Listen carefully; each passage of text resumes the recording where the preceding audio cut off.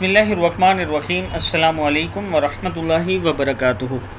عابد راجہ channel کی طرف سے آج میں اپنے دوستوں کو اذان کا جواب اور جنت، اس پر رسول اللہ صلی اللہ علیہ وسلم نے کیا فرمایا وہ بتاؤں گا۔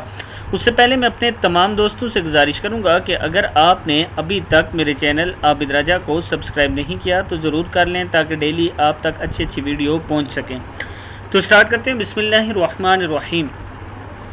رسول اللہ صلی اللہ علیہ وسلم نے فرمایا، جب مؤذن اللہ اکبر کہے تو تم میں سے جو اخلاص کے ساتھ اللہ اکبر اور اللہ اکبر کہے، پھر جب وہ اشہد اللہ الہ الا اللہ کہے تو یہ بھی اشہد اللہ الہ الا اللہ کہے، اور جب وہ اشہد ان محمد الرسول اللہ کہے تو یہ بھی اشہد ان محمد الرسول اللہ کہے، جب وہ حی علی الصلاۃ کہے تو یہ لا حول ولا قوت الا باللہ کہے، جب وہ حی علی الفلاح کہے تو یہ لا حول ولا قوت الا باللہ کہے، پھر جب وہ اللہ اکبر کہے تو یہ بھی اللہ اکبر کہے، اور جب وہ لا الہ الا اللہ کہے تو یہ بھی لا الہ الا اللہ کہے۔ جس نے دل سے یہ کلمات کہے وہ جنت میں جائے گا۔